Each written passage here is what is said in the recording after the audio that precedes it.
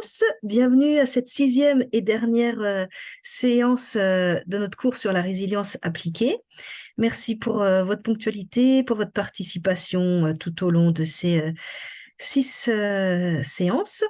Et donc, comme la semaine dernière, comme la précédente session, cette session se focalise sur la préparation, sur l'analyse des activités, des résultats que l'on peut réaliser avec l'approche résilience et pour vous guider un petit peu dans l'élaboration de vos projets.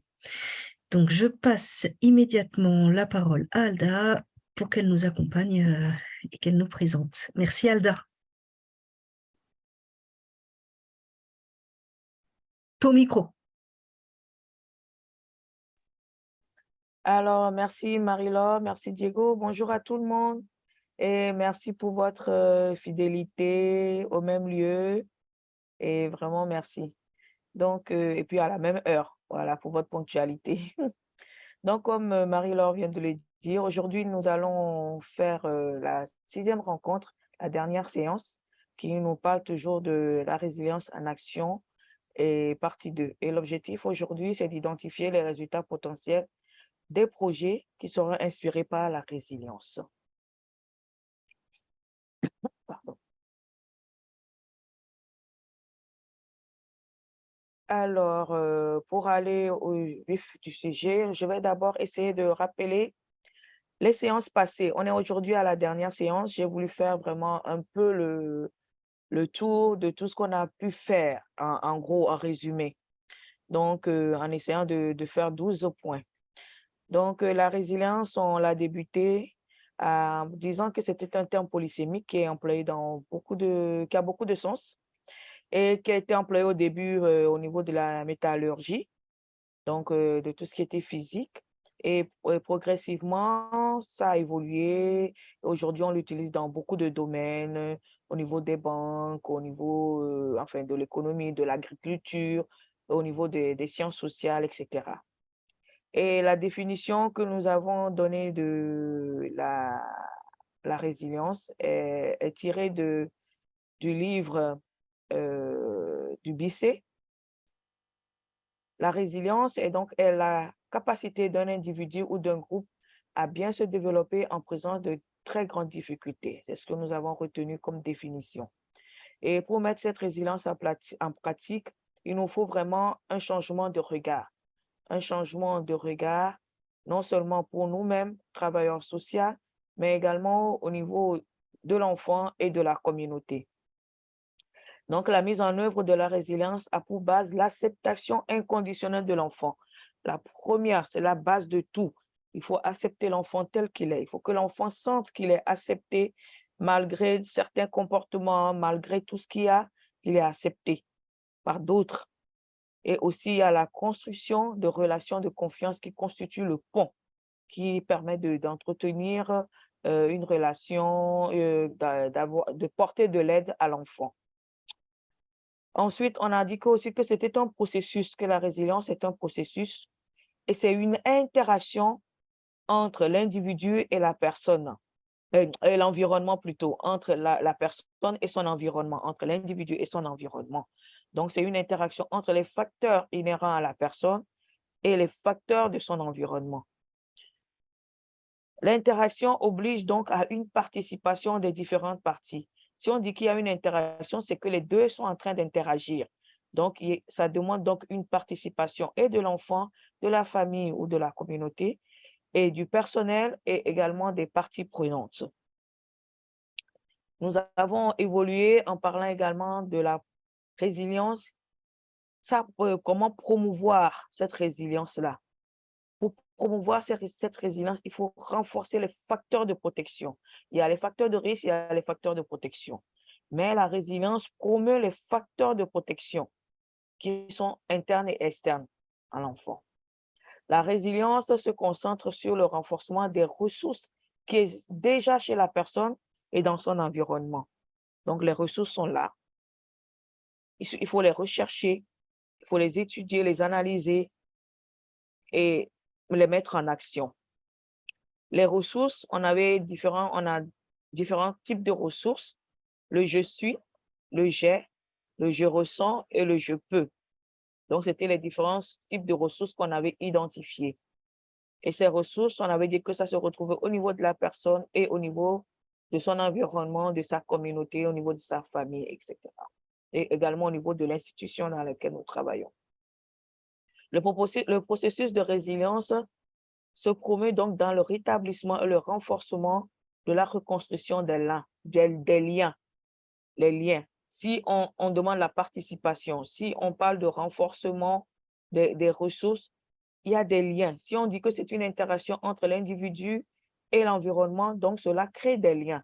C'est ces liens qu'il faut reconstruire, qu'il faut rétablir ou bien en créer d'autres. Voilà. Il faut donc bien définir le facteur de protection. Quand on est allé vers les projets, on a dit qu'on partait des facteurs de protection. Il faut bien le définir. Si on n'a pas bien défini le facteur de protection, c'est difficile de définir l'objectif général, c'est difficile de mettre les actions, de définir même les ressources que nous voulons.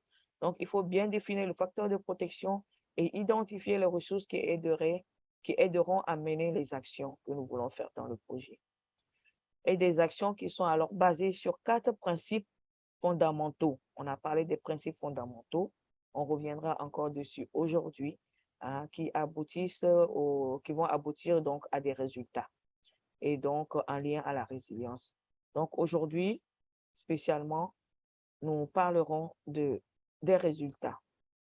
Donc, en gros ou en quelques lignes, voici résumé tout ce que nous avons fait du début jusqu'à aujourd'hui où nous allons parler un peu du résultat.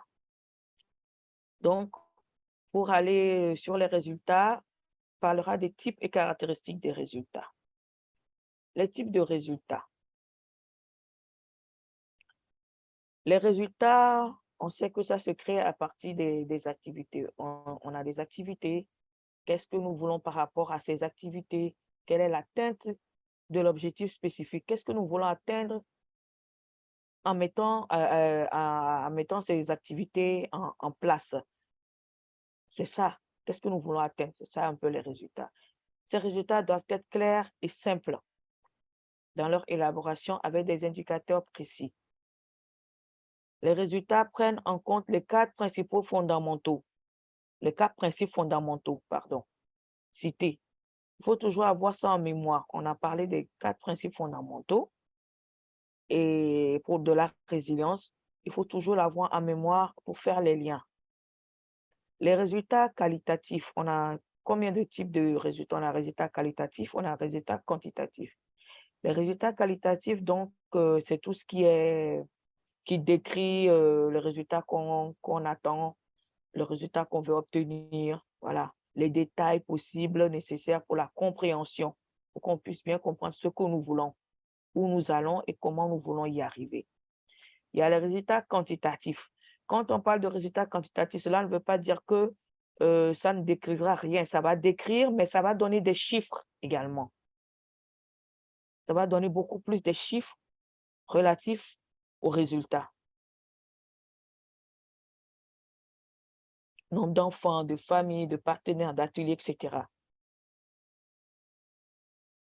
Donc, voilà un peu les différents types de résultats que l'on peut avoir de façon plus simple. Quand on parle de caractéristiques, les caractéristiques vont nous ramener toujours aux 4 principes. Je disais tout à l'heure que les résultats doivent tenir compte de toujours aussi de ces 4 principes. Et c'est normal parce que les activités ont tenu compte de ça. On ne peut pas avoir un résultat qui va être différent de ce que nous cherchons. Les résultats à atteindre ne doivent pas être différents c'est en lien avec les activités. Donc, il faut que les activités mènent à des résultats portant sur la relation de confiance et d'aide créée au sein de l'association entre les enfants et le personnel. Donc, ça veut dire que l'enfant a une attitude confiante en ce qui se fait, peut s'intégrer aux activités et se confier.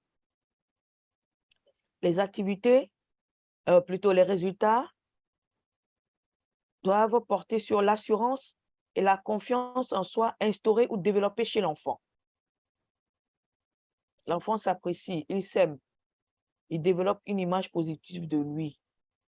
il a une image positive de lui. Donc, toujours un lien.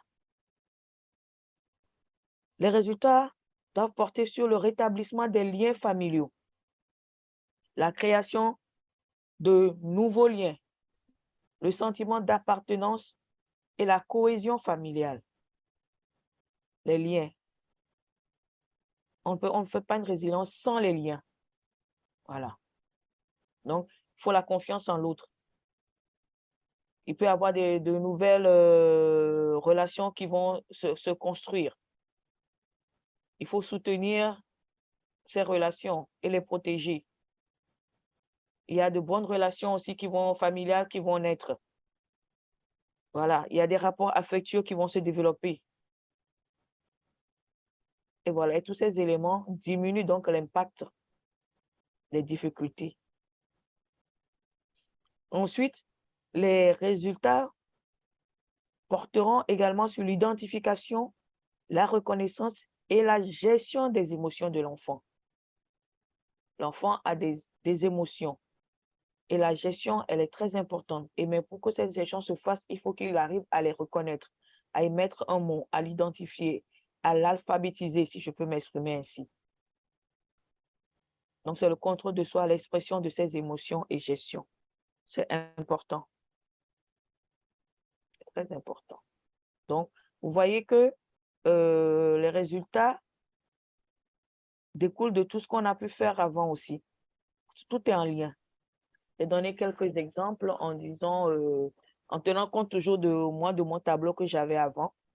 J'ai dit 100 entretiens sont réalisés avec les parents des filles. J'avais dit que j'avais des filles victimes d'abus et sexuels. Donc, là, j'ai mis et le côté quantitatif et qualitatif plus ou moins, voilà. Donc, 100 entretiens sont réalisés avec les parents des 20 filles accueillies en vue de renforcer les liens familiaux. Ce résultat tient compte des liens familiaux, de rétablissement des liens familiaux. L'un des principes plus hauts. Voilà. C'est le principe 3, le rétablissement des liens familiaux. Donc, des visites sont réalisées à domicile. On prévoit 60. C'est des résultats attendus. On prévoit 60 par les animateurs pour mieux découvrir le milieu de vie de l'enfant. Les parents sont également invités au centre 2 fois par rapport ces 6 mois de projet. Peut-être qu'ils viendront. On prévoit 2 fois, qui seront là 2 fois pour les 20 filles. Ça nous fera 40 visites des parents au centre. Donc, ce sont des moments de discussion et de renouement de liens entre enfants et parents. Donc, ce qui me fait donc 100 entretiens. Donc, 60 plus 40, 2 fois par 20, là, ça me fait 40 entretiens que je souhaiterais faire. Maintenant, dans la mise en application, je verrai si ces résultats sont atteints ou ne se sont pas atteints. Je peux dépasser, comme je peux être moins, ou bon, voilà, ça dépend. Maintenant, 60 séances d'atelier sont organisées avec les filles, Des personnes sûres pouvant venir en aide, soutenir l'enfant sont identifiées. Ici, c'est dans l'identification. Je suis toujours dans les liens, dans le rétablissement des liens, dans le renforcement, dans la création des liens, etc. L'appartenance, la cohésion. Donc, en faisant cette activité, je souhaiterais avoir des personnes qui pourront soutenir ces enfants, trouver des personnes qui pourront soutenir et aider ces enfants. Voilà. Et je prévois 60 séances. Donc, c'est un exemple comme ça. J'ai essayé de réfléchir, de voir ce que je peux vous donner comme exemple. Mais peut-être vous aussi, vous pouvez en donner par rapport à ce qu'on a fait jusqu'aujourd'hui et par rapport à ces principes. Peut-être si ça vous donne, si vous avez des idées, on pourrait prendre quelques réactions. On pourrait prendre quelques réactions ou s'il y a des questions aussi ou beaucoup plus des exemples par rapport à ce que moi j'ai donné. Est-ce qu'il y a des exemples à votre niveau? pour surtout ceux qui ont déjà fait, qui ont déjà un peu travaillé sur la résilience. Dans le groupe, je sais qu'il y a certains qui ont déjà un peu travaillé sur la résilience. Ils peuvent donner un de leurs exemples, pourquoi pas, sur le terrain, ce qu'ils ont déjà fait, comment le projet a été constitué, quel a été peut-être le résultat attendu. Est-ce qu'ils peuvent nous donner, ou bien même dans la mise en œuvre de la résilience, ils ont eu peut-être à, voilà, s'ils peuvent nous donner quelques exemples qui sont en lien avec ces différents, ces quatre principes. Il n'y a pas d'autres Bonjour, intervenants? Bonjour. bonjour Alda, bonjour tout le monde. Bonjour Thomas, bonjour. Voilà. Est-ce que vous pouvez revenir un peu là sur les caractéristiques? Voilà, ici, là. Donc, il faut que les enfants, il faut que les activités mènent à des résultats portant sur la relation de confiance et d'aide créée au sein de l'association, ça c'est bon. L'assurance et la confiance en soi instaurée, c'est bon. Mhm, Alors là, maintenant, le niveau du rétablissement des liens familiaux et la création de nouveaux liens, le sentiment d'appartenance et la cohésion familiale. Là, je voudrais insister sur certaines situations euh, de quasi-impossibilité de reconstitution des liens familiaux avec l'enfant. On a eu des cas, des jeunes, pour l'une ou l'autre raison, que ces jeunes ne peuvent plus retrouver leur famille. Il y a des cas concrets. Il y a diverses raisons pour ça. Et donc, dans ce contexte-là, le jeune est accompagné à s'autogérer, à se prendre en charge, à se resituer comme avec sa personnalité, une nouvelle euh, euh, une nouvelle situation de vie personnelle où il a à côté, il sait créer des relations d'amitié. C'est un facteur de soutien très important, où il a un réseau d'amis, mais où sur le plan familial, c'est un peu ce réseau qui devient une famille de substitution. Mais où, sur le plan individuel, il chemine vers une nouvelle vie, une installation personnelle et éventuellement avec une idée de fonder famille parce qu'il ne peut plus compter sur ce que fut sa famille. On a connu des cas comme ça.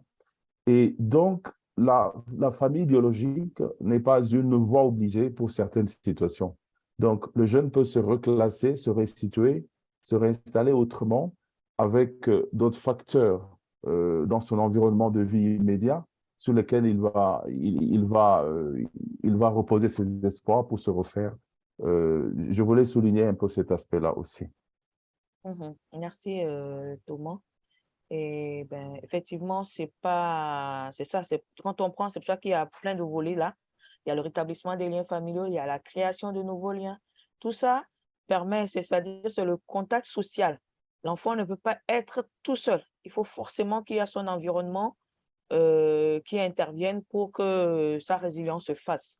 Et donc, le groupe des pères, des fois, euh, des institutions même des fois, ou d'autres parents autres qui ne sont même des familles d'accueil, des fois, deviennent, permettent vraiment de rétablir cette confiance en l'autre, de l'amener à se retrouver, etc. Tout est possible. Bon, maintenant, au niveau des résultats, c'est des résultats attendus. Là, ce que Thomas vient de me dire, c'est beaucoup plus un résultat obtenu, si je ne me trompe pas. C'est un résultat qui a été obtenu au cours de vos programmes, de vos projets, de la mise en œuvre de vos projets. Et c'est un résultat obtenu. Mais dans un résultat attendu, peut-être que la première idée ne serait pas de, je ne sais pas comment était le projet. Est-ce que la première idée, c'était que les groupes de pairs soient des substituts pour des parents, etc. Est-ce que c'était ça au début? Thomas? Il est là, Thomas? Allô? Oui, alors j'étais en train Oui? de retrouver le son. J'étais en train de retrouver le Ah, son d'accord. sur l'ordinateur, voilà. Là, Donc, maintenant, c'est je bon, pense ça que va? je suis. Oui, oui, là, ça va. D'accord. Et Donc, donc, mhm, mhm. Vas-y. La situation, parce que dès le premier contact avec le jeune, Mhm. ce cheminement permet de retracer son parcours, son histoire. Et dès le départ, vous commencez à évaluer la situation de l'enfant, ses origines, son parcours, et vous commencez aussi à évaluer, à mesurer les chances pour un travail d'accompagnement, pour une réinsertion familiale. Donc, le parcours déjà vous montre la situation de l'enfant et vous montre qu'il y a une chance ou pas de retrouver sa famille ou de le réinsérer. Et l'accompagnement est fonction de ça aussi. Mais parce que vous avez trouvé le jeune aussi dans un environnement où il a déjà des attaches. Généralement, c'est dans la rue. Il a déjà des attaches, il a la bande. Ça peut être que ça a duré depuis longtemps, ça peut être qu'il est arrivé il n'y a pas longtemps. Mais il a déjà des attaches parce qu'aucun jeune, aucun enfant ne peut survivre seul dans la rue. Il a déjà des attaches, il a un groupe de pères avec qui il chemine, il a des connaissances, il sait construire des amitiés, il s'est construit une vie solidaire avec cette bande, avec ce groupe-là. Donc déjà à partir de ce moment-là, vous avez une idée de la situation. Ça peut ne pas être une connaissance à 100% de la situation, mais au moins d'une manière globale, vous avez déjà une tendance et vous savez vers où vous cheminez. Donc, c'est à partir de ce moment-là que vous cheminez avec le jeune sur les ouvertures qui s'offrent, quelles sont les opportunités devant. Et vous travaillez sur ces différents facteurs de soutien là. Mais comme le jeune, il finit pas dans la bande, parce qu'il faut qu'il se reclasse. S'il passe par le centre, après une phase de prise en charge transitoire, mais il prend de l'âge aussi. C'est très généralement, quand le jeune est arrivé à 17 ans, 18 ans, 19 ans, à un moment donné où il peut déjà commencer aussi à se... Et s'il a fait une formation, après il a appris un métier et il peut commencer à gagner un peu d'argent, à ce moment-là, il se forme une certaine liberté, une certaine autonomie, une certaine vie avec une responsabilité sur laquelle reposent les initiatives qu'il prend. Et que vers la fin, on a eu des jeunes comme ça qui se sont insérés sur le plan social, ils ont loué une maison dans des quartiers pauvres. Il y a des maisons 5-10 $ le mois. Et avec son petit métier, il s'autogère, il devient autonome. Et il y en a carrément eu qui se sont mariés après, qui ont fondé famille. Et cette nouvelle famille est devenue leur vraie famille parce Famille. qu'ils n'ont plus d'autres attaches. Donc voilà un peu. Merci beaucoup. Donc, c'est important de tenir compte de ces 4 principes quand on veut faire le résultat attendu par rapport au projet. Comme ça, on sait qu'on est dans la résilience. On est en train de, voilà, euh, la relation de confiance, etc. Est-ce qu'il y a un autre exemple par rapport à ces 4 principes? S'il n'y en a pas, ben, on continue. Merci à Thomas pour son intervention. Voilà. Ben, on c'est bon. On peut aller pour les conseils pour construire des résultats montrant la résilience. Alors, la résilience implique un changement. Donc, le projet, dans cette même logique, donc le projet élaboré devrait apporter des changements également pérennes, et cela à travers des résultats. Les questions que l'on peut se poser, je me suis dit, il y a quelques questions, il peut en avoir d'autres. Donc, quelques questions qu'on peut poser. Quels seraient les bienfaits de la mise en œuvre de la résilience dans nos activités au sein de notre institution, auprès des bénéficiaires et des partenaires? Qu'est-ce que ça va apporter? Que voulons-nous obtenir réellement? Que cherchons-nous en réalisant ces activités, en mettant ces actions en œuvre, etc. Quoi construire avec les ressources? Quoi? Qu'est-ce qu'on construit avec le j'ai, le je peux, le je sens, je ressens, je suis, etc. Identifier en lien avec le facteur de protection. Qu'est-ce que je peux construire avec ça? Ce sont des questions qui peuvent vous revenir de temps en temps quand vous allez vous mettre à élaborer le projet, à voir au niveau des résultats, etc. On a fait les activités. Qu'est-ce que maintenant ces activités, quel est le résultat? Qu'est-ce que ça va apporter? Qu'est-ce que ça apporte? Qu'est-ce que nous cherchons par rapport à tout ça?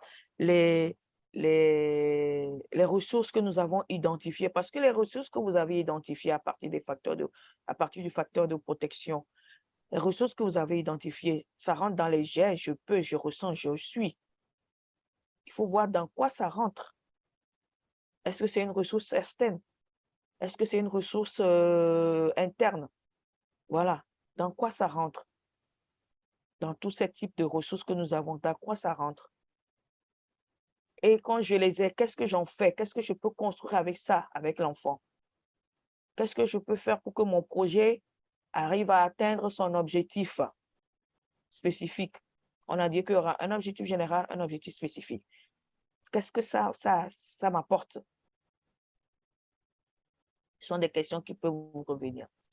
Quelques conseils. Donc, il faut bien vérifier que tous les résultats pour atteindre l'objectif spécifique sont identifiés et liés aux activités élaborées. Je ne peux pas avoir des résultats qui vont être différents des activités que j'ai élaborées. Ça, ce n'est pas possible. C'est clair.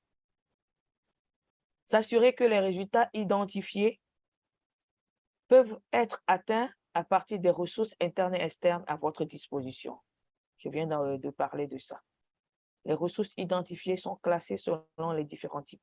Je disais que ce serait bien de les classer selon les types que nous avons, les types de ressources que nous avons identifiées. Et à partir de là, voir qu'est-ce que je peux construire avec. Quel est le résultat que je peux identifier par rapport à tout ça, en lien avec mon objectif, bien sûr, et en lien avec les activités. Tout en n'oubliant pas en tête qu'il y a les 4 principes fondamentaux. Les résultats sont l'impact immédiat ou à moyen terme des activités réalisées. Ça, on est tous d'accord. On peut avoir des résultats en même temps, après quelques jours ou après quelques temps, ou voilà, ou après à la fin du projet, on peut l'avoir. Ou bien c'est plus loin. L'impact peut être après, peut-être même 1 an après ou 3 mois après ou 4 mois après la fin du projet. Tout est possible. Ça aussi, il faut qu'on l'ait en tête. Se référer aux 4 principes fondamentaux, je n'arrête pas de le dire depuis. Les résultats doivent montrer également qu'il y a un changement progressif et durable. La résilience n'est pas acquise une fois pour toutes, mais en constant développement. Si on part sur une bonne base et qu'on donne la bonne base, petit à petit, c'est petit à petit. Mais on est sûr que c'est progressif et durable. Ça peut être des fois, il y a des changements qui arrivent. Ça dépend d'un coup. Voilà. Mais il y a d'autres qui sont progressifs. Et il faut que ce soit durable. C'est ça, les quelques conseils. Donc, s'il y a des questions par rapport à ça, ou quelqu'un veut rajouter quelque chose ou faire un commentaire, un débat dessus. Oui, oui, oui. Joseph? Oui. Je Oui, voudrais faire un petit commentaire. oui, Oui, Joseph. je ne sais pas si vous me captez bien. Nous avons le bon des réseaux. Je ne sais pas si... Oui, j'ai dit ceci, je ne sais pas si vous me captez bien parce que nous avons le bon des réseaux. Oui, là, ça va mieux. Oui, j'ai dit ceci. Mhm. À ce que vous venez de dire, c'est mieux aussi d'ajouter cet élément parce que chaque fois que nous élaborons des projets, les organisations ont tendance à être beaucoup plus ambitieuses. C'est-à-dire, en termes de résultats attendus et des objectifs à atteindre, mais sans tenir compte des moyens qu'ils vont engager pour l'atteinte de ces objectifs, même des résultats attendus.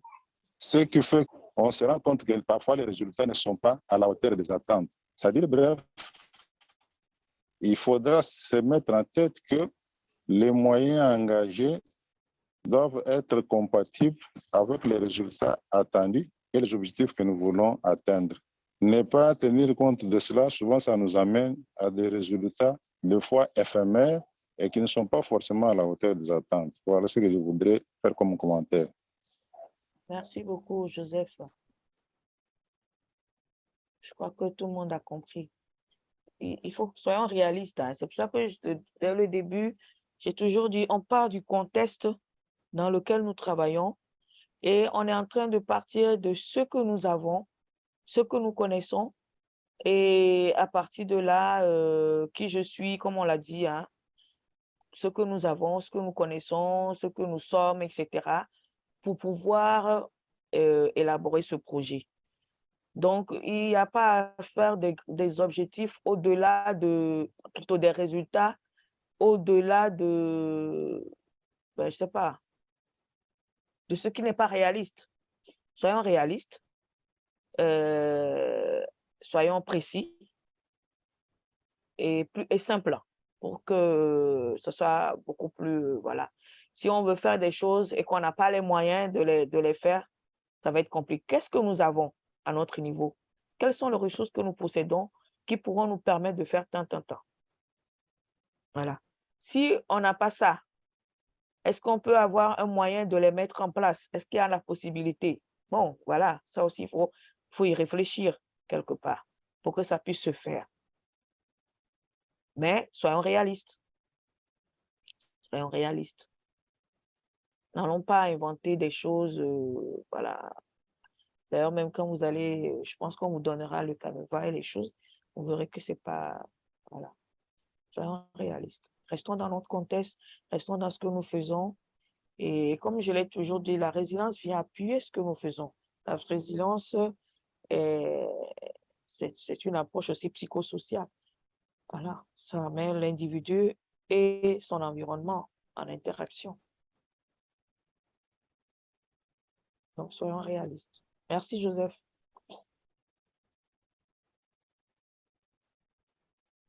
S'il n'y a pas un autre commentaire, je fais juste un témoignage en lien avec la résilience. Je voulais le faire plus haut lorsque j'ai donné les exemples, mais là, je l'ai fait un peu plus bas pour dire, ce sont des témoignages recueillis sur le terrain et de certaines associations pour lesquelles j'ai eu à faire des suivis, etc. J'ai trouvé ça bien de partager un peu. Donc, Moussa et Gédéon, qui ont 9 ans, qui sont tous orphelins de père et de mère. Et Gédéon, lui, beaucoup à une situation de handicap. Donc, après l'atelier, c'est un atelier qu'ils ont eu à faire, yeux bandés, pieds liés, ils sont devenus amis. Ils témoignent que l'un ayant conduit l'autre pour qu'il ne tombe pas et qu'ils puissent arriver ensemble à temps. Ils peuvent aussi s'entraider alors en cas de besoin ou de problème. Donc, c'est la création de nouveaux liens. Ça nous amène au principe, l'un des principes, la création de liens. Aujourd'hui, dans ce centre, dans cette institution, ces enfants se sont créés des liens. Juste à partir d'un jeu, ils ont compris qu'ils pouvaient s'entraider et qu'ils ont besoin de l'un et de l'autre. Voilà, ça rentre dans la résilience. La relation de confiance et d'aide créée au sein de l'association, l'assurance et la confiance en soi chez l'enfant. Ça, c'est l'un des principes également. Donc, c'était dans une association, j'avais fait un entretien avec 3 enfants lors d'une mission. Et l'un des 3 connaissait ces activités de résilience qu'il avait réalisées avec les animateurs. Et il disait qu'après ces ateliers de résilience, il est devenu moteur et exemple pour les autres enfants en situation de rue. Il parle bien le français parce que, bien sûr, dans son association, il y avait l'alphabétisation et autres. Et est retourné à la maison et revient au centre pour les activités. Donc, il y a cette confiance à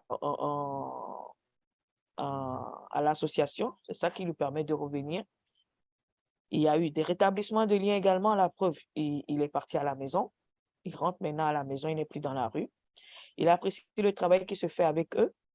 Il apprécie le travail que l'institution fait avec eux. Et les enfants déclarent que ces activités leur permettent d'avoir une estime de soi, une confiance en soi. Ces ateliers viennent compléter les activités qui se font et les aident à mieux se connaître. Voilà. Ils apprécient, donc ils ont beaucoup plus confiance. Il y a une assurance. Des liens se sont créés, de relations d'aide et de confiance se sont créés entre l'association et ses enfants. Et l'un d'entre eux même est devenu un moteur et un exemple pour les autres. Et voilà, la confiance en lui, et voilà.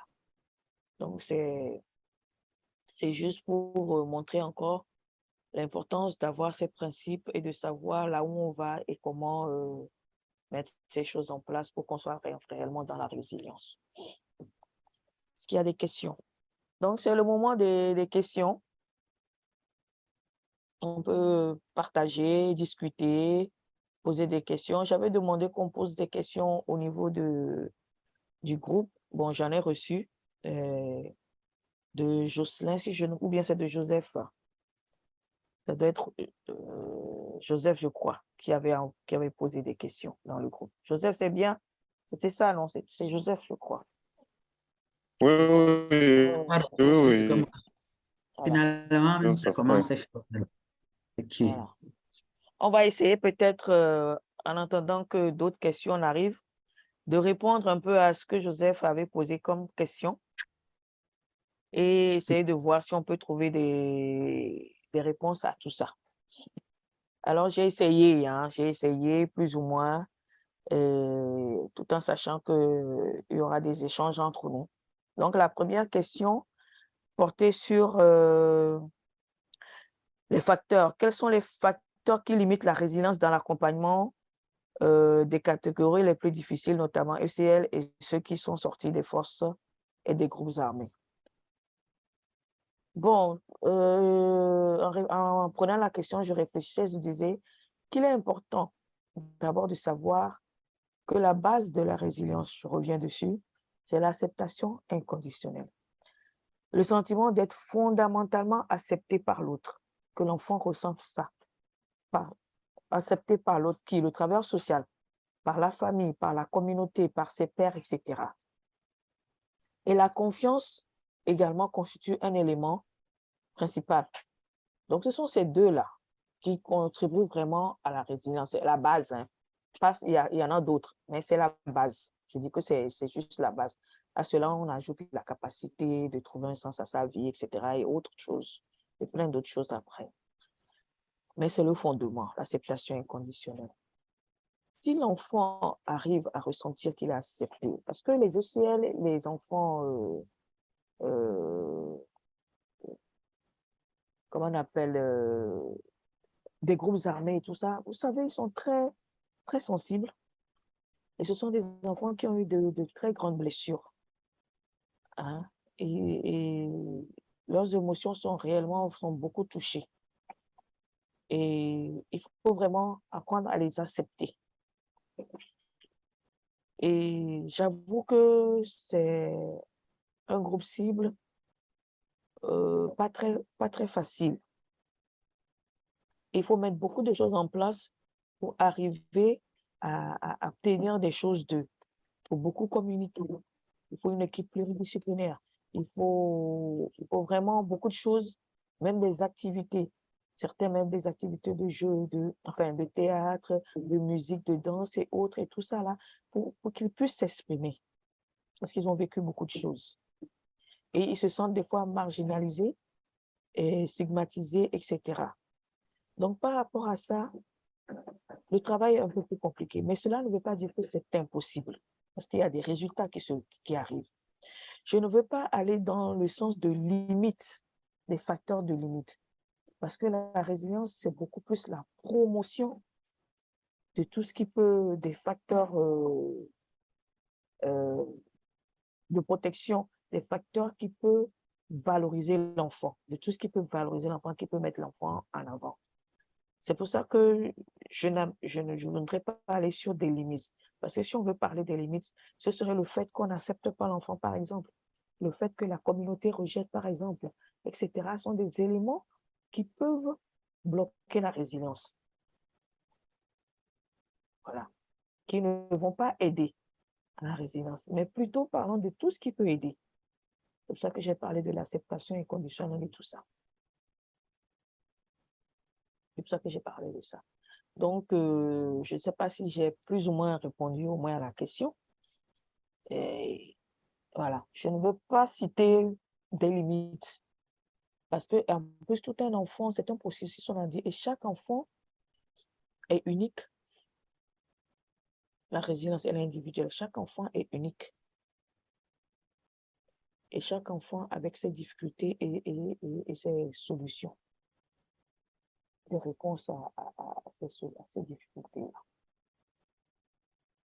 Mais si vous partez sur une bonne base, si vous mettez les éléments essentiels en place, vous avez une équipe qui est assez technique, assez compétent.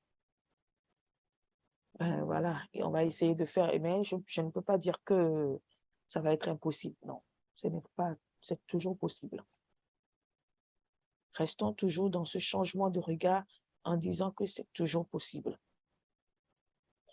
Peut-être, comme il y a un exemple qu'on vient de donner, que Thomas a donné, l'enfant n'a pas pu se réinsérer en famille, n'a pas pu faire le rétablissement des liens, mais il y a eu d'autres éléments qui ont permis à cet enfant d'évoluer. C'est ça aussi la résilience. On dit que l'adversité est là, mais on surmonte et on avance. C'est tout un travail, hein. Voilà. Je ne sais pas si quelqu'un veut intervenir par rapport à ce point. On est en débat, hein, on discute. Je peux très bien dire des choses et il faut rajouter, il faut commenter, voilà.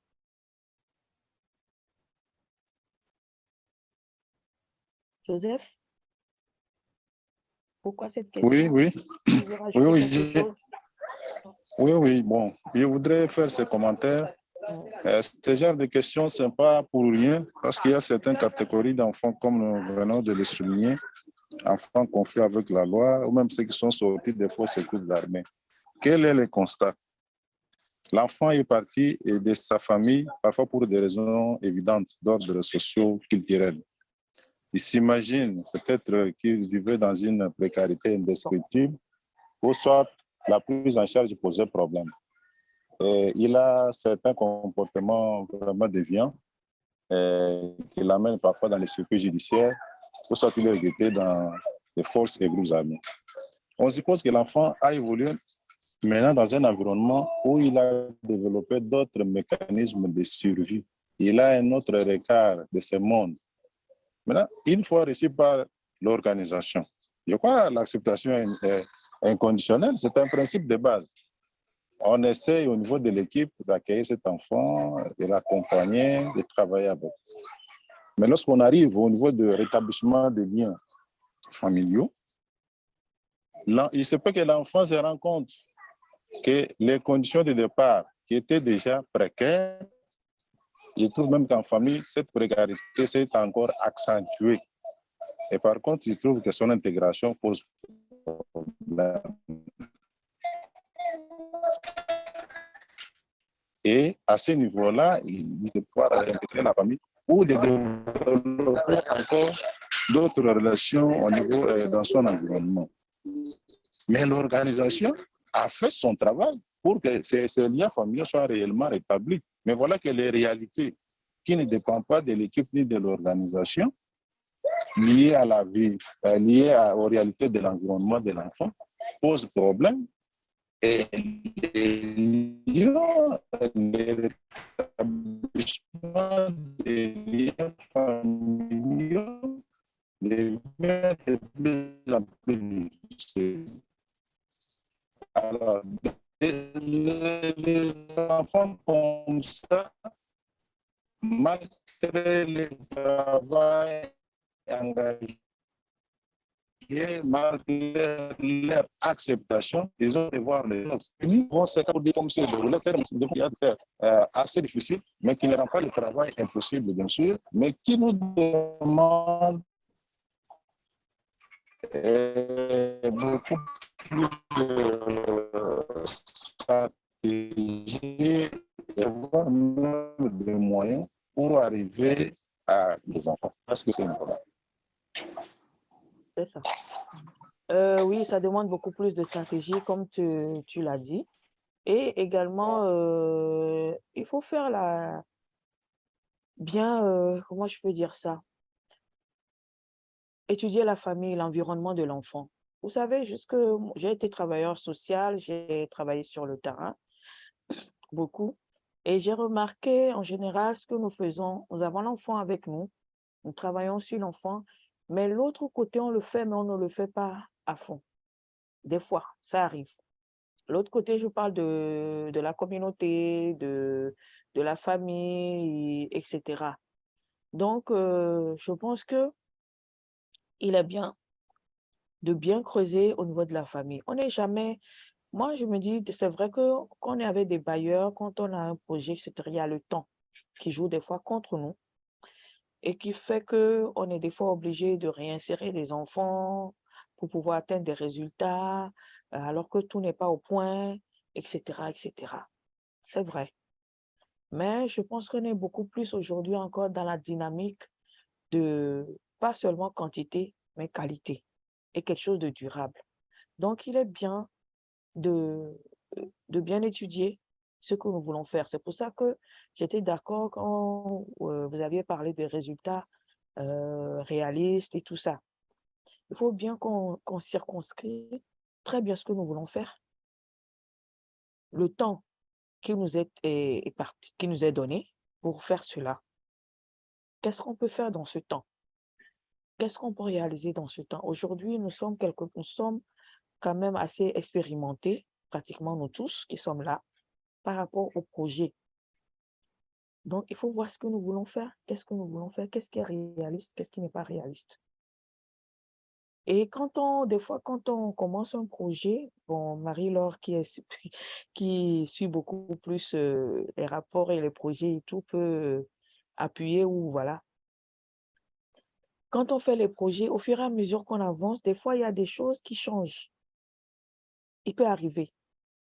Il peut arriver. Et face à cela, on peut demander comment on peut modifier ceci, comment est-ce qu'on peut évoluer parce qu'on a vu telle chose sur le terrain, on a constaté que telle difficulté dont qu'on n'avait pas évalué, etc., etc.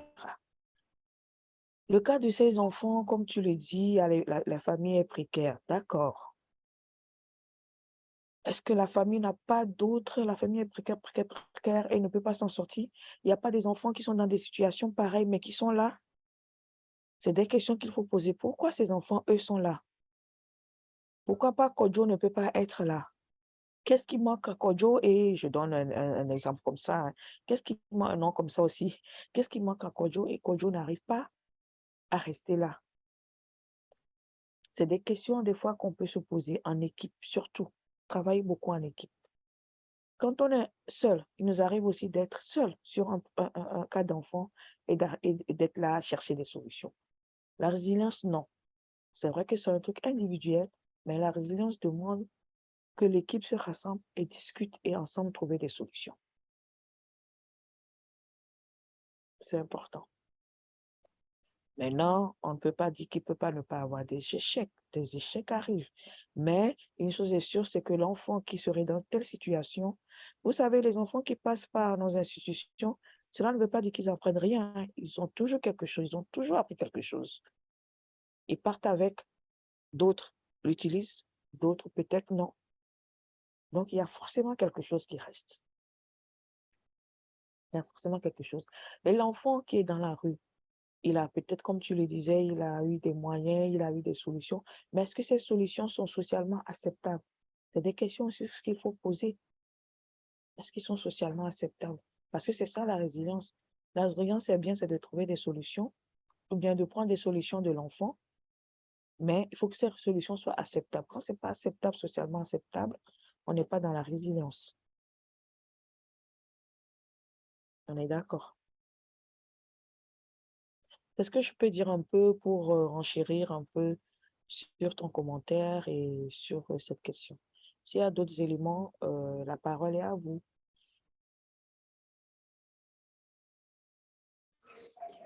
Ah non, nous avons compris. Nous avons compris, ça aide dans l'accompagnement des enfants. Mais ce qui est vrai, même au niveau de l'équipe pluridisciplinaire soit-elle, il faudra toujours vraiment un travail à synergie, même avec d'autres organisations, parce que si une relation de confiance est déjà bâtie ou rétablie, et lorsque l'enfant est déjà au niveau de la famille ou sa communauté, il faudrait déjà qu'il y ait aussi des structures au niveau de pérenniser l'action. Parce on se rend compte que lorsque le travail est fait au niveau de l'organisation, que les enfants intègrent sa famille, sa communauté, et comme on l'a essayé de pérenniser l'action. Comme ça, les résultats peuvent ne pas arriver aujourd'hui ou demain, mais même plus tard, ça arrivera. C'est un peu ça que nous devons toujours avoir à l'esprit. Merci, Joseph. On ne peut pas tout faire, hein. C'est pour ça qu'on a besoin des partenaires aussi. Et des fois, quand il y a quelque chose qui nous dépasse, je vous en prie, il faut référer. Il faut référer les cas, si c'est possible. Voilà, on ne peut pas tout faire. Mais quand on a des limites, il faut référer. N'hésitez pas. Quand on atteint des limites, on sait qu'on a atteint des limites. Une organisation peut être spécialisée dans temps, l'autre dans temps, etc. Donc, c'est important. Ensuite, la deuxième question portait sur le travail, je ne sais plus. Attends, je vais regarder la question. Quels sont les critères sur lesquels se baser lors de l'analyse des parties prenantes? OK, dans le cadre de projet de résilience, voilà. Alors, je disais, il faut tenir compte du fait que vous travaillez sur la même thématique, ça c'est très important. Je ne peux pas travailler, sauf si, je ne sais pas, je suis une organisation de droits de l'enfant et je vais travailler avec une entreprise, je ne sais pas comment le dire, qui fait de la technologie ou quoi. Bon, voilà, on n'est pas sur la même thématique du tout. Par contre, si je suis une organisation des droits de l'enfant et que je vais travailler avec l'institution étatique qui fait de la protection, voilà, OK, c'est bon. Si je vais travailler avec, voilà, il faut que vous ayez, que vous soyez que vous ayez la même vision, que vous soyez bon, sur la même longueur d'onde, si je peux m'exprimer ainsi, terre à terre. Voilà. Donc, c'est important. Également, il faut que la relation que votre institution, tenir compte de la relation que l'institution avec ce partenaire. Il faut que ce soit une relation comment? C'est quoi cette relation? Comment ça se fait? Comment ce partenariat est élaboré?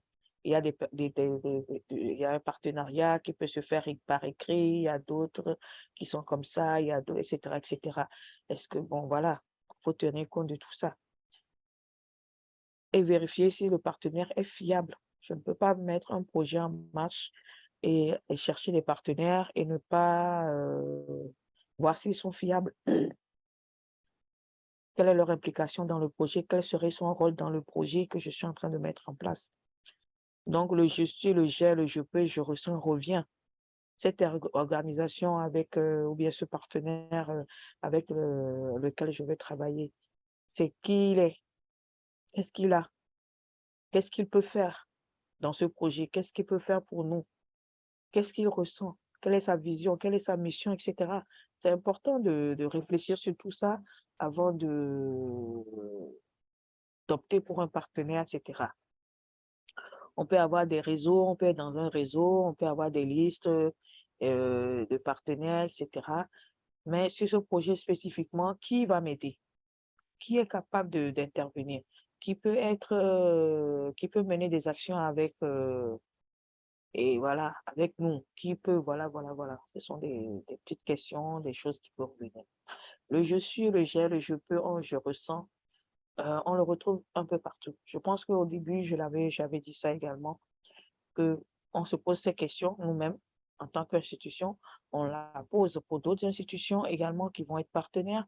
On la pose au niveau de la communauté, de la famille, etc. et au niveau de l'enfant. Et là, on découvre les ressources. Ce partenaire, on découvre ses ressources. Et c'est avec ces ressources que nous allons travailler, nous allons concevoir le projet, etc., etc. Donc, c'est ce que je peux un peu répondre par rapport à ça. Ce n'est pas des critères ficelés, mais cela dépend aussi des différents projets de l'institution avec lesquels nous travaillons. Mais c'est une base. Pour que ce soit forcément dans la même thématique. Si ce n'est pas dans la même thématique, je n'ai rien fait. Voilà, je ne sais pas s'il y a des réponses un peu par rapport à cette question. Des commentaires, des apports.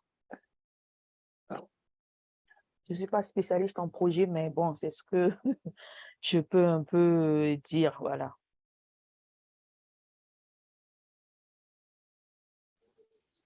Il n'y a pas de... Ça va? Oui, Oui, oui, encore un petit commentaire. oui, Oui, nous avons posé cette question s'agissant des parties prenantes. C'est pas pour rien. Je crois l'idée d'y aller avec ceux qui sont sur la même thématique. Je crois que c'est un peu nécessaire. c'est quoi? Au-delà.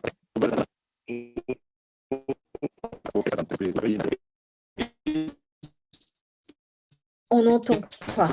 Là, Joseph, on n'entend pas du tout. Là, c'est trop mauvais. Alors, voilà, nous avons tous les points de, nous avons tous les points de connexion. Ça ne passe toujours pas, alors. Ah, un peu mieux. Oui. Est-ce que vous m'entendez? Oui, Un petit peu mieux là. Oui, je disais ceci. Ok, je disais ceci.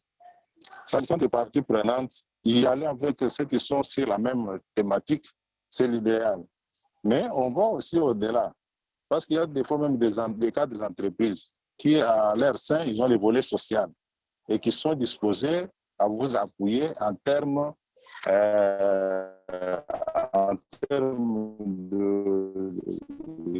de quoi? De satisfaction des besoins des enfants. Ils disent de pouvoir évoluer d'une manière assez acceptable. Alors, moi, je pensais que peut-être il y avait les critères, même si la liste n'est pas, mais voir aussi chaque partie prenante son importance, ce qui peut avoir comme influence par rapport au projet, ainsi de suite. Ça nous permettrait d'avoir une idée dans les choix et surtout dans cette analyse pour avoir des partenaires qui obtiennent beaucoup. Voilà un peu le petit commentaire à ce sujet. la dernière phrase, l'idée de quoi? Je n'ai pas bien entendu là-bas. Oui, La dernière phrase de ton intervention, d'avoir l'idée de... donc j'ai dit les critères pouvant nous permettre d'avoir une idée fixe par rapport à la sélection Les partenaires. des parties prenantes lors de l'analyse marcher avec nous de telle sorte que nous aurons des résultats beaucoup. Tellement ces fichiers sont sur la même thématique. Bon, je n'ai pas très bien compris la fin, mais bon, OK. Sinon, je pense que ce n'est pas des critères fixes que j'ai donnés, mais c'est pour vous donner une idée de tout ce qu'on peut faire quand on veut sélectionner un partenaire, bon, voilà, qui va nous aider dans un projet, etc. Je pense que c'est des éléments. Il faut que ce soit un partenaire fiable.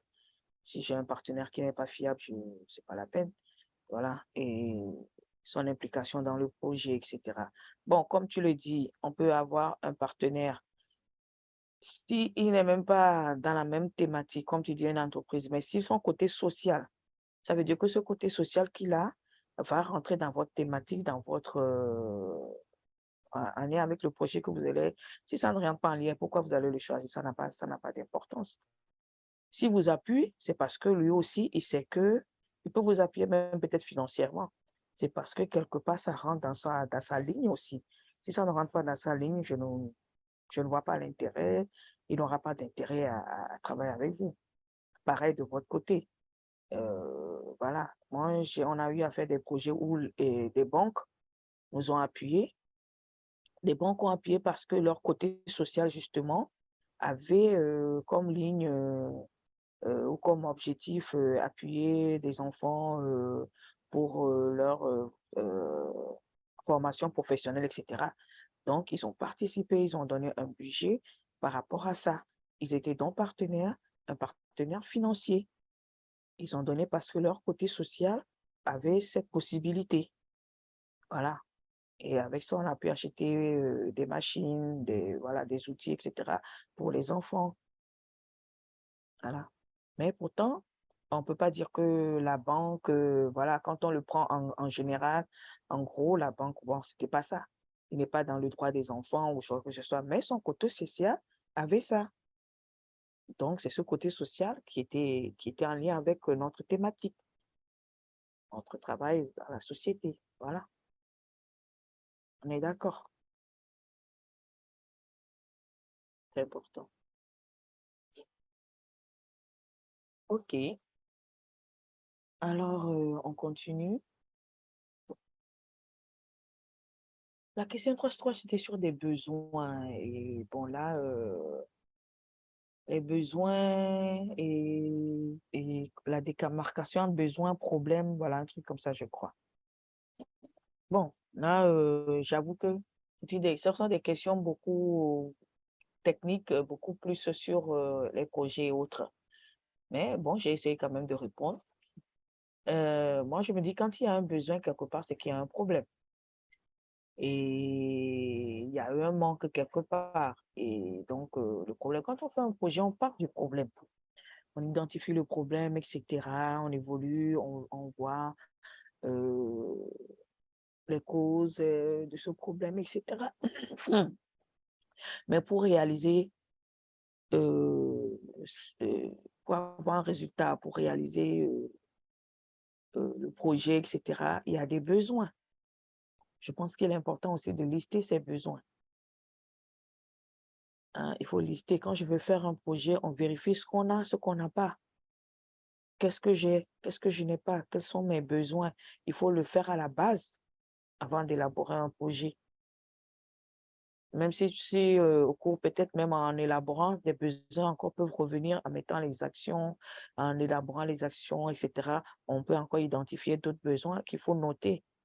Et par rapport à ça, si ces besoins sont exprimés, on saura comment sont évalués, listés, on saura comment élaborer le projet, on saura quoi demander et quoi ne pas demander.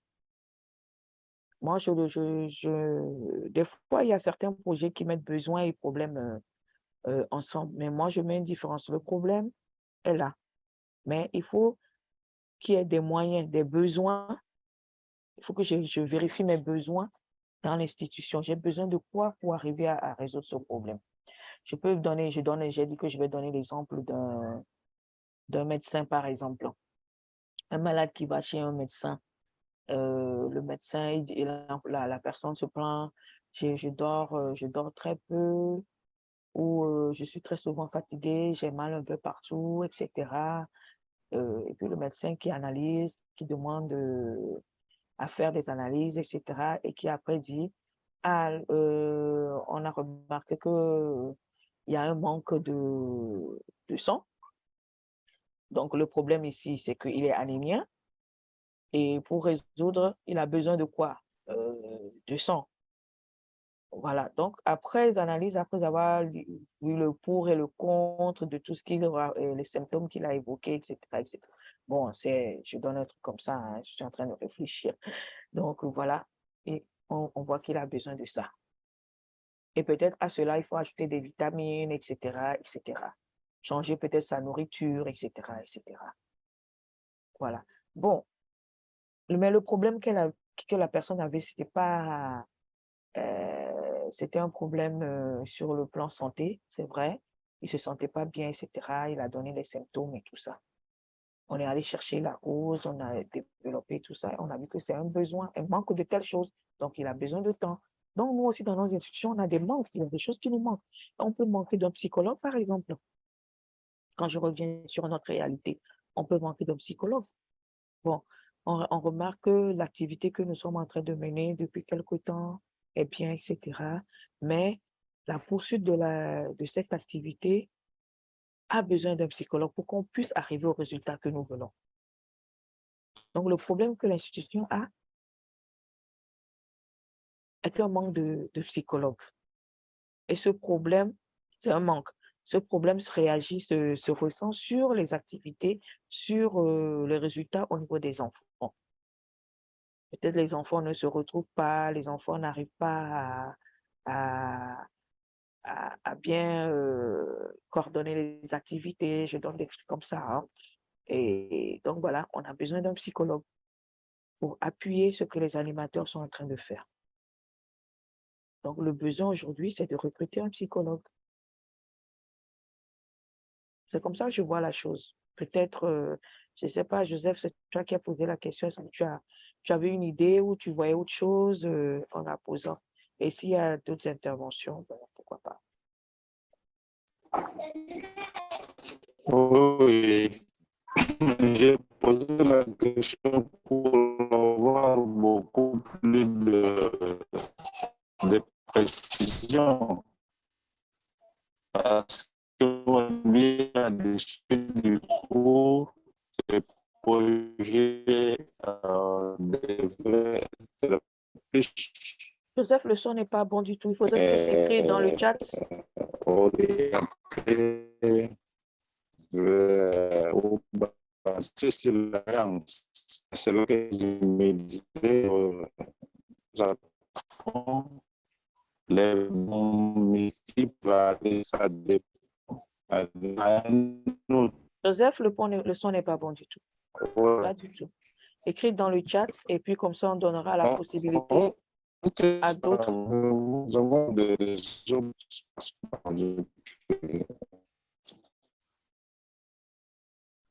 Joseph, le son n'est pas bon. Essaye d'écrire dans le chat, comme ça on donnera la possibilité à d'autres aussi d'intervenir. Oui, je vais essayer. Joseph, je vous en prie, est-ce que vous pouvez écrire dans le chat? Bon, la chaîne des résultats, bon, ben, je sais pas. Je pense que tout ce qu'on vient de dire plus haut nous permet de parler de ne plus parler de chaîne de résultats. Je ne sais pas ce que vous voulez dire par chaîne de résultats.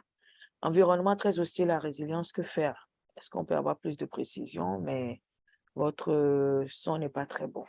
Mais là, on va continuer avec d'autres questions. S'il y a les partenaires qui sont là, s'ils ont d'autres questions en lien avec la résilience spécifiquement, je pense que c'est l'occasion de les poser pour que... C'est juste le dernier cours quand même, pour vous guider un peu plus. Si Joseph peut donner plus de précision à la question 5 dans le chat, ce serait bien également. Il y a des questions sur la résilience, sur tout ce qu'on a vu jusqu'aujourd'hui. J'ai fait un résumé en 12 lignes tout à l'heure pour vous faire un peu de rappel. Je pense que c'est l'occasion de poser des questions également. On a fait des ateliers, on a fait des exercices. Il y a le projet, on a essayé d'en parler un peu. Et ben voilà. Est-ce qu'il y a des questions? On va parler des résultats aujourd'hui. Toujours en lien avec les 4 principes fondamentaux. Quand on est dans ces principes, on est sûr qu'on ne s'éloigne pas vraiment de la résilience, quoi. La résilience, sa logique, c'est bien ça. C'est-à-dire qu'il y a des problèmes, c'est vrai, mais il y a des ressources, des facteurs de protection qui sont là, qu'on peut valoriser, qu'on doit renforcer pour permettre à la personne ou à la communauté ou à la famille de pouvoir surmonter ces difficultés. Et ces ressources sont internes ou externes. Et ça peut être même les deux en même temps. Pour permettre à la famille ou à la communauté ou à l'enfant de vraiment s'en sortir. Et là-bas, c'est l'acceptation continue, la confiance en soi. Il faut une grande confiance pour que tout ça là, puisse vraiment se mettre en place, pour que le processus puisse se mettre en place. C'est un processus, c'est une interaction entre l'enfant et son environnement, entre l'individu et l'environnement. Et donc, à partir de ces ressources, on va mener des activités et donc obtenir un résultat. C'est ça, hein, quand on prend même, pour ceux qui ont déjà expérimenté un peu la résilience, quand nous prenons les ateliers que nous faisons, On part de ces ateliers, on fait les ateliers, on identifie des ressources. L'enfant nous donne des données, l'enfant nous donne des éléments. L'enfant nous donne des éléments qui nous permettent d'analyser, de revoir en équipe des fois les actions que nous pouvons mener par rapport aux éléments qu'il nous a donnés. Ces éléments qu'il nous a donnés sont des fois des ressources, sont des fois des facteurs, sont des éléments qui nous permettent d'avancer. Et on a des ateliers qui nous permettent d'avoir des facteurs de risque, des facteurs de protection. Il y a des ateliers qui nous permettent de découvrir des ressources de ces enfants, etc. Et maintenant, on essaie à partir de ces ressources de voir comment mener des actions. Et à partir de ces actions, quel est le résultat que nous attendons par rapport à ça? Et ensuite, est-ce que ces résultats sont tenus ou pas, etc. Quand ceux qui ont déjà un peu expérimenté cela et qui ont des fiches, etc., vous voyez un peu, c'est le même processus. C'est ça la logique. Et c'est cette logique que nous allons également essayer de mettre dans ce projet que nous sommes en train de mettre, que nous allons élaborer. Et il faut bien identifier les facteurs de protection, pouvoir découvrir des ressources, etc. Est-ce qu'il y a des questions? Il n'y en a plus? Il n'y a pas de commentaires? Il n'y a pas d'exemple? Qui veut me donner des exemples? On avance alors, s'il n'y en a pas. Est-ce que Joseph a pu mettre... Non? On reviendra peut-être... voilà. On est presque à la fin. Vous êtes sûr que ça va? Bon, je suppose que s'il n'y a pas de questions, c'est que ça va. Alors, on est presque à la fin. Pour conclure un peu, en attendant que peut-être Joseph puisse mettre son élément dans le chat. Alors, pour conclure, j'ai voulu donner cette métaphore des cailloux de Boris Cyrulnik, qui est, comme on le sait, on en a parlé au début et tout, qui est un grand pionnier de la résilience. Donc, en se rendant à Chartres, un voyageur voit sur le bord de la route un homme qui casse des cailloux à grands coups de maillet. Son visage exprime le malheur et ses gestes la rage. Le voyageur demande, « Monsieur, que faites-vous? » « Vous voyez bien, » lui répond l'homme, « je n'ai trouvé que ce métier stupide et douloureux. » Un peu plus loin, le voyageur aperçoit un autre homme qui lui aussi casse des cailloux, mais son visage est calme et ses gestes harmonieux. « Que faites-vous, monsieur? » lui demande le voyageur. « Eh bien, je gagne ma vie grâce à ce métier fatigant, mais qui a l'avantage d'être en plein air, » lui répondit-il. Plus loin, un troisième casseur de cailloux irradie de bonheur. Il sourit en abattant la masse et regarde avec plaisir les éclats de pierre. « Que faites-vous? » lui demande le voyageur. « Moi? » répond cet homme. « Je bâtis une cathédrale. » Eh bien voilà, c'est ça l'histoire, c'est ça la comparaison. Ce qui est important pour le développement de la résilience, c'est non seulement le regard que les personnes portent sur elles-mêmes face à l'adversité, leur perception de la situation, leur projection dans l'avenir, etc., etc. Mais également le regard que l'on porte sur les sujets blessés. Ainsi, les considère-t-on seulement comme des casseurs de cailloux ou bien des possibles bâtisseurs de cathédrales? Ça résume un peu bien la résilience, ce test.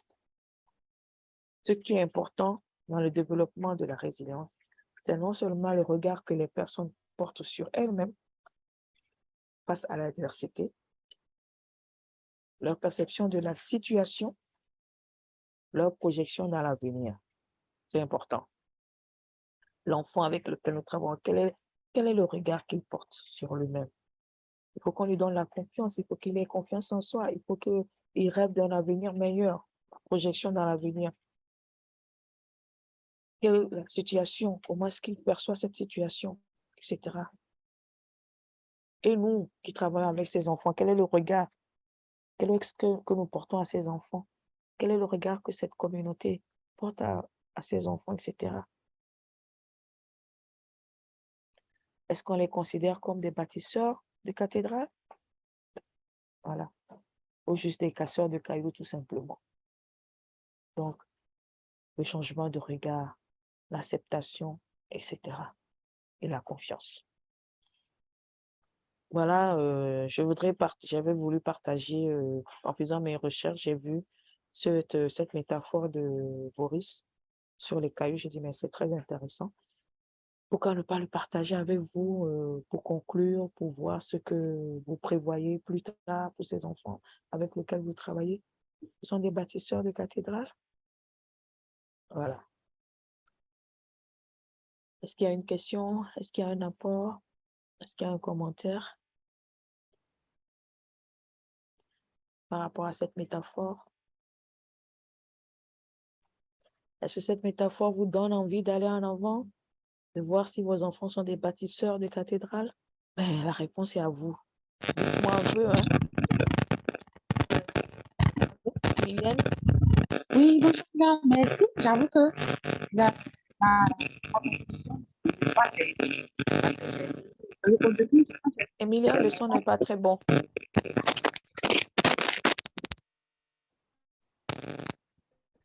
Tu as un écouteur, c'est ça? Ton son n'est pas très bon.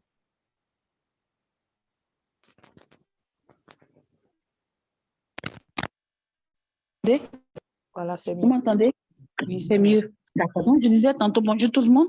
Je Bonjour. disais que quand j'ai lu après la première lecture, je n'avais pas compris. J'ai dit, mais Aïda a oublié le fait que les enfants doivent pouvoir, les casseurs de cailloux doivent pouvoir, comment on appelle ça, penser à eux. Surtout le troisième qui avait le sourire et qui a dit que je bâtis une cathédrale. Et ça, quand j'ai relu, je dis, ah d'accord, c'est eux d'abord.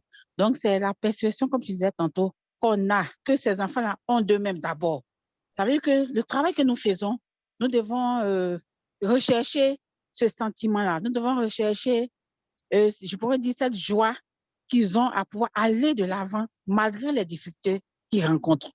Et j'avoue que c'est une très, très belle conclusion. Et on espère que nos enfants, avec le travail, avec la formation en relisant encore, et puis j'espère que ce n'est pas fini, on pourra échanger après, on pourra amener nos enfants à être véritablement résilients en nous appuyant sur ce que nous avons appris avec toi. Voilà ce que j'avais à partager à dire. Merci. Merci, Emilienne. C'est ça. Quand on parle de confiance en soi, que l'enfant ait l'estime de soi, que l'enfant puisse s'aimer, c'est ça. C'est ça. Qu'est-ce que l'enfant lui-même, comment nous pouvons, parce que même l'enfant je disais tantôt, que des fois les enfants qui sont dans la rue ont trouvé des solutions. Ça veut dire qu'ils veulent vivre. Ils veulent vivre. Ils sont là. Ils ont mis des solutions en place. Peut-être entre guillemets, ce sont des solutions qui sont pas acceptablement, qui sont pas socialement acceptées. Ce sont des fois des solutions qui ne sont pas adéquates, etc. Mais ils ont mis ça en place quand même. Ça veut dire qu'ils veulent avancer. Mais maintenant, nous qui les recevons, comment pouvons continuer, comment arriverons-nous à continuer à leur donner cette joie de vouloir continuer, en leur donnant l'amour de leur propre être qu'ils sont, etc. Et en mettant en lien maintenant les autres et tout ça, pour que ils puissent vraiment surmonter tout ça et dépasser ça. Et vraiment être des bâtisseurs de cathédrales. C'est ça. Ouais. D'accord. C'est ça. Très bien. Merci beaucoup. Je vois qu'il y a Mauto. Attends, ou bien il est rentré, je crois. Levez le doigt facilement ou prenez la parole, il n'y a pas de souci. C'est l'occasion de... Voilà. J'aimerais bien que cette métaphore nous donne envie de vouloir vraiment continuer cet engagement que nous avons, cette volonté, cette envie de travailler avec les enfants, avec la communauté en difficulté et de pouvoir vraiment y arriver. Même si on a 10 enfants et que un parvient à quelque chose, je pense que c'est quand même une fierté. C'est vrai que c'est peu, mais c'est toujours une fierté. Je le dis parce que j'ai travaillé, comme je le répète, sur le terrain. Je sais ce que c'est quand on voit un enfant qui réussit. Je sais ce que c'est. Voilà. Qui des fois se marie, etc. On a eu des cas. Thomas en a parlé. Il y en a d'autres dans d'autres organisations qui ont vu des enfants. Moi, j'ai vu des enfants qui ont évolué, se sont mariés, qui ont eu des enfants. Et voilà. Qui aujourd'hui sont là, qui sont des fois même encore en contact avec nous, qui nous appellent, etc. Et qui sont fiers d'être ceux qui sont aujourd'hui. parce qu'on a eu juste à faire un petit déclic quelque part. Des fois, c'est juste des petits trucs. Voilà. À partir de là, il peut y avoir un témoignage. Quelqu'un peut donner un témoignage aussi, ou ben voilà, pour qu'on puisse conclure. C'est bon? Ça vous va? Ça peut aller? Vous êtes prêts alors pour monter le projet avec ces éléments d'analyse des ressources de l'enfant et puis les orientations sur lesquelles doit s'attarder l'intervenant, les 4 axes principaux à avoir à l'esprit. Gloria? Alors oui, Gloria, tu as la parole. On n'entend pas. Ton micro est fermé, on n'entend pas. Oh là là, c'est dommage. Bon. D'autres interventions? Allô? Oui, allô. Allô? En fait, je voulais réagir sur ce que Marie, bonjour. Elle Bonjour, demandait si on avait bien compris et autres, mais je pense que aujourd'hui c'est fini, mais est-ce que Aïda fera la page là, la page sera fermée? Parce que je pense qu'on aura l'occasion de revenir vers elle lorsqu'on sera en train de rédiger le projet, pour d'autres peut-être clarifications, peut-être ce qu'on n'aurait pas véritablement compris. Mais comme vous nous mettez à l'épreuve avec ce projet-là, je pense que lorsqu'on aura buté quelques difficultés, on ne manquera pas de revenir vers vous pour que vous puissiez nous aider dans ce sens-là et puis peaufiner ce projet-là. Diego avait peut-être une précision justement sur ça. Comment? Peut-être Diego qui va... Est-ce qu'il y avait une recommandation d'Alessandra sur, sur le montage du projet? D'accord. Ah, ton micro. Oui, merci.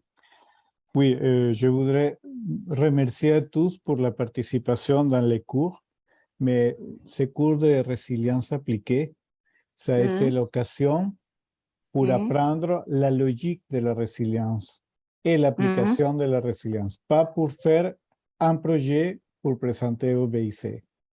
Donc, les cours, l'objectif des cours, ça a été d'étudier la résilience, de comprendre le processus, de ce que Alda nous a insisté, surtout de travailler dans les facteurs de protection et comment traduire la logique de la résilience en une activité bien appliquée, simple, faisable.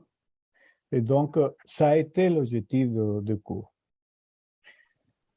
Vous avez la liberté de créer un projet pour présenter au BIC d'ici jusqu'à la dernière semaine de juillet. Mais ce n'est pas l'objectif immédiat du cours. L'objectif immédiat du cours, c'est d'étudier la résilience, de bien comprendre. Pour ça, je vous invite à continuer la réflexion, à lire, à chercher information sur l'Internet, parce que le rôle de Alda, ça a été de donner nous, d'ouvrir nos yeux à toute la logique de la résilience. Voilà. Et pour ça, je vous envoyé par les groupes de WhatsApp un formulaire d'évaluation de cours.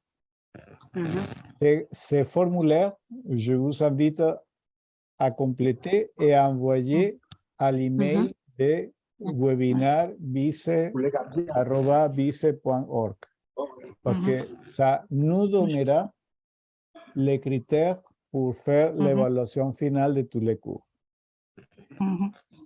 Mais les projets que vous pouvez faire, c'est une invitation, une association, et c'est une invitation libre.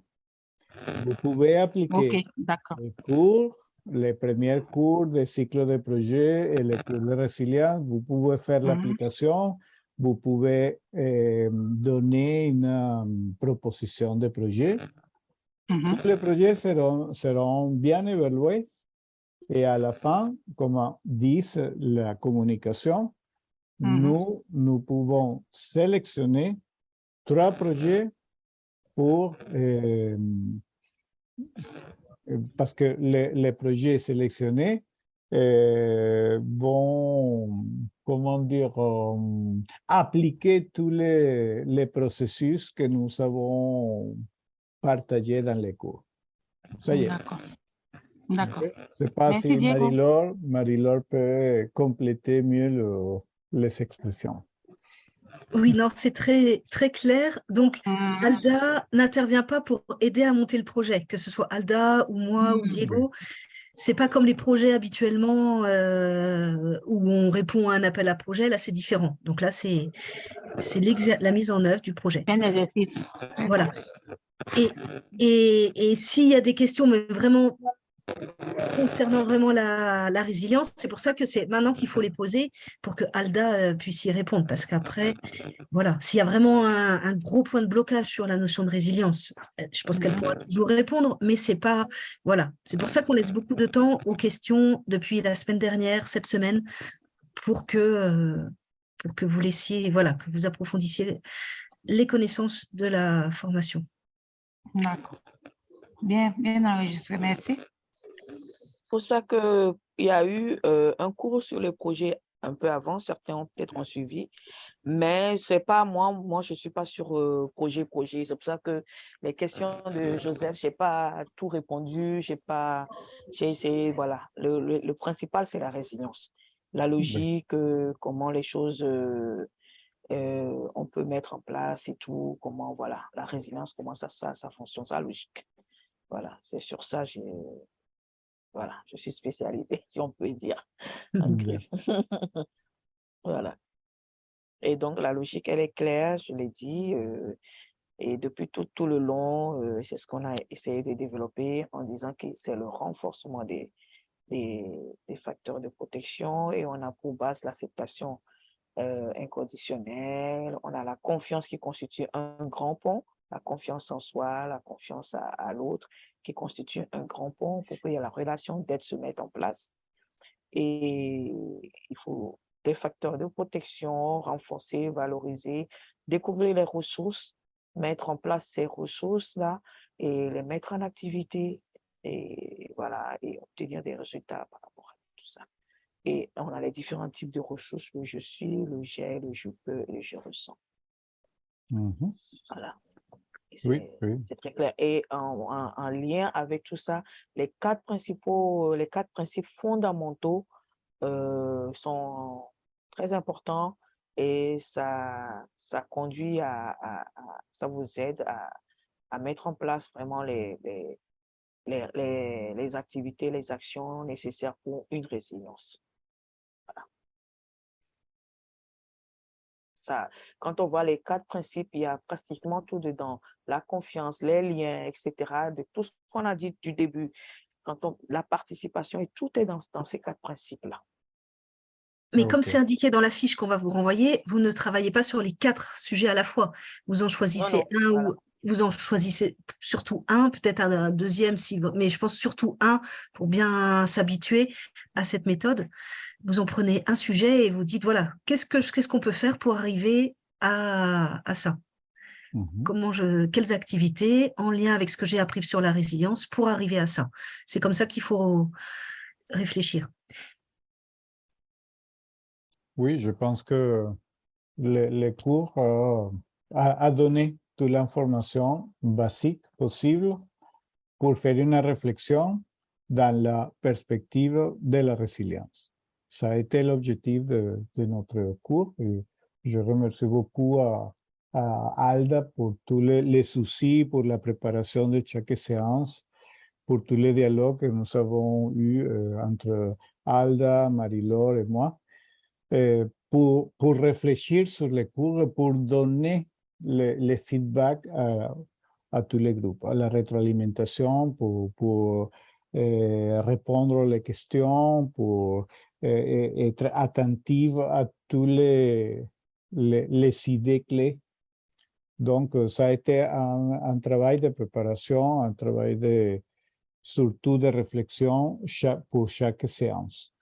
Donc, je remercie l'effort de Alda, l'accompagnement de Marie-Laure et aussi la présence de tous. Et alors, on reste de continuer notre itinéraire de réflexion et surtout de réflexion ensemble. Vous avez vu que la résilience n'est pas une question individuelle, ça demande la réflexion d'une équipe qui peut réfléchir ensemble et chercher les meilleures stratégies pour atteindre les facteurs de protection des enfants. Et ça demande la participation de la communauté, de l'environnement et aussi d'un groupe très engagé sur la question de la résilience. Donc, je sais que vous développez un travail énorme. Je suis sûr que les projets seront bienvenus et seront bien faits. Donc, de la part de l'équipe de formation de BIC, je remercie tout l'effort que vous avez fait pendant les 6 semaines. Et voilà, nous continuerons notre formation permanente dans les BIC et surtout, vous recevrez toute l'information possible pour continuer cet effort de formation permanente. Voilà, merci à Diego pour ce mot de... Enfin, je ne sais pas si c'est un mot de fin pour lui, mais c'est pour ce remerciement que moi je réitère. Merci, Akpe, thank you, Aksanti et gracias. Au moins, voilà, voilà. Je ne sais pas au Bénin comment on dit merci. Comment on dit merci encore au Bénin? Akpe aussi, non? Voilà. Donc, je vous remercie vraiment pour tout. Et éventuellement, je suis quand même là pour des questions, mais portant sur la résilience. Pas pour, comme on l'a dit, élaborer le projet. Je pourrais, si vous voulez beaucoup plus d'explications, s'il y a des choses qui sont un peu floues pour vous, je pourrais vous faire répondre à certaines questions sur la logique de la résilience. Donc, voilà. Donc, merci beaucoup. Merci pour votre participation, votre fidélité à la même heure et au même lieu. Ça a été vraiment génial. Merci beaucoup. OK. Et on est ensemble. Merci beaucoup à tous. Donc, on compte sur vous sur le questionnaire d'évaluation que Diego a envoyé, que je vais renvoyer par mail aussi. Et puis, merci. Vous n'êtes pas obligé de faire le projet, hein, c'est vous qui voyez. C'est, voilà, en sachant qu'il n'y en a que 3 qui seront acceptés aussi au final, sélectionnés selon le comité. Donc, et ça, c'est fin juillet. Toutes les dates sont dans le document qu'on vous a partagé. Et il n'y a pas de... Et les délais sont à respecter. Ça vous laisse un mois. Donc, Okay. c'est bien. OK. Bien, on doit finir la transmission. Et merci à tous. Merci. Et à la prochaine. À bientôt. Oui, À bientôt. Au revoir. Bye. Merci, au revoir. À bientôt. À bientôt. Au revoir.